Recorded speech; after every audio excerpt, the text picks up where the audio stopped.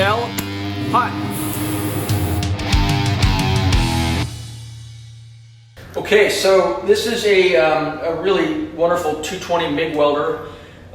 This guy will weld anything from 22 gauge to probably about a ½ inch if you're good. It runs on an inert gas, so this is a C25 mix of argon and carbon dioxide. Inert gas means it's non-reactive, and so this gas isn't in there to create flames or create heat. It actually is coming out of the tip of the welder. As I push this button, it flows out and it blows away the atmosphere and creates a much more friendly, welding friendly environment for the weld. When you start to run out of gas, you start to see what happens when you don't have a shielding gas, and what happens is you begin to get this porosity in your welds, and the welds kind of look like volcanic rock with holes in them. So you can easily see what this does. So we'll turn this on, turn it about a full crank. 18 psi is about the standard for both the MIG and TIG gas pressure. And the way you test that is you turn on the welder and you want to get a live reading on it. So I'm going to look at it when I'm pulling the trigger, and we're right there at 18, so that looks good. And to move it up, we tighten this, and to loosen it, we sort of bring it down, we loosen it. So let's stay right about there.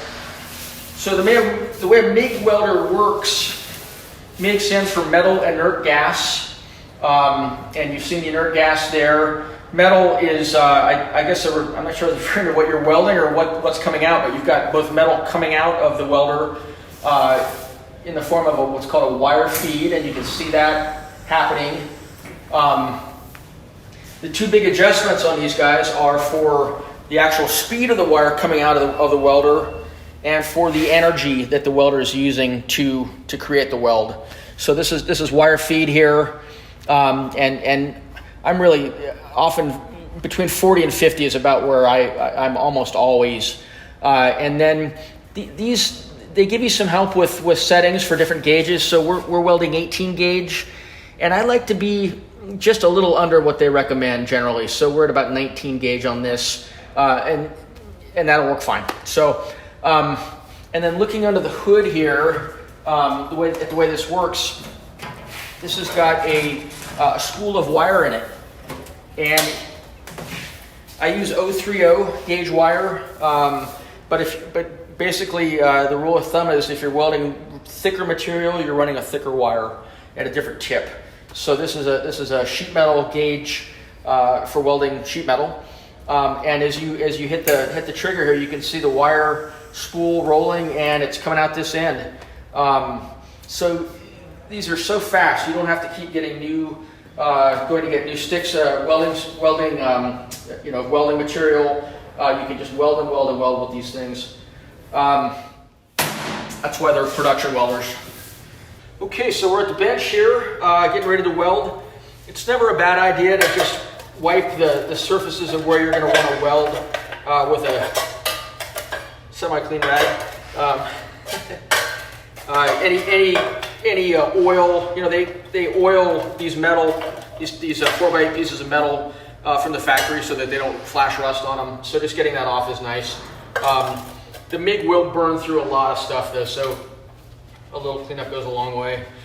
Okay, so we're going to begin to do what's called tack welding, and you could probably start at either end. I think I'm going to start at this open end because then once you've got that locked in, it really helps control things.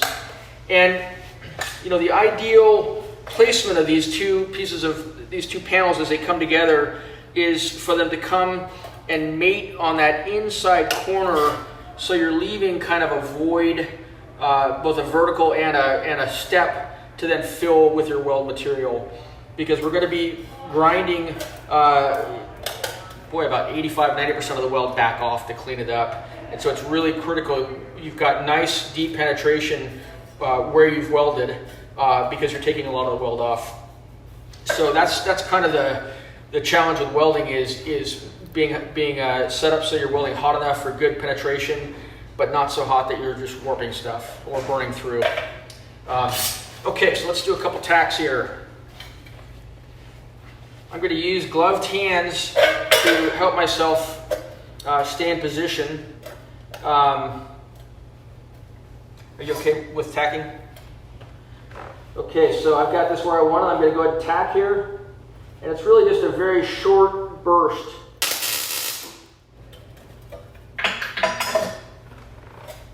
And one of the huge advantages of the MIG is that it gets in and gets out really fast. So the heat affected zone is smaller than with a TIG. With a TIG, you'd have to sit and warm everything up for 15 seconds, and so the whole panel would be hot. Whereas the MIG just is so hot that it's just boom. It's like a microwave, you know, and then boom, you're off again. So that's looking good. That's a nice little tack. Clean it up with a brush so you can see it well. And so we're open at this end, and so I'm going to do just a little bit of hammer work to tighten that up. And I'm going to use the bench to keep me to give me support as I hammer here. So we're going to come down. This is a good moment to say a little bit about hammer work. With a hammer like this, or any sheet metal hammer, you want to really be using the surface of the hammer head. You don't want to be using an edge. And so we're coming down nice and square. And then we'll spin it around, and we'll bring this side down a little bit.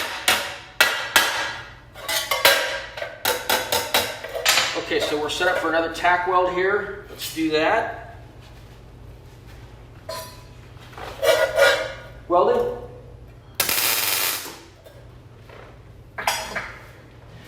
One of the things we've taught our guys in the classes to warn each other when they're gonna hit the welder button to warn everyone so they can either look away or make sure their hood's down. Okay, so that's looking good. I think we're gonna do 2 more tacks. I think we're gonna tack down here, and we'll do 1 more tack here. Let me just do a tiny bit more hammer work there.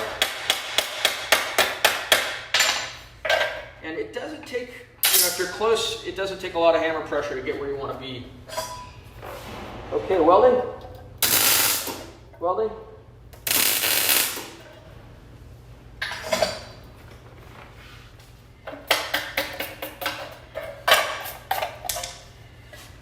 So that's 4 tacks, and the next step is going to be to, once I've got the other 2 sides done, I'll begin my full welds I'll bisect just right in between these original tacks, and I'll run a weld from here to here, and then probably start here and run a weld from here to here, and then go to another side to let that cool off a little bit and do the same thing on it, and you begin to then get the whole thing welded up as you can work pretty steadily without overheating it. Thanks for coming.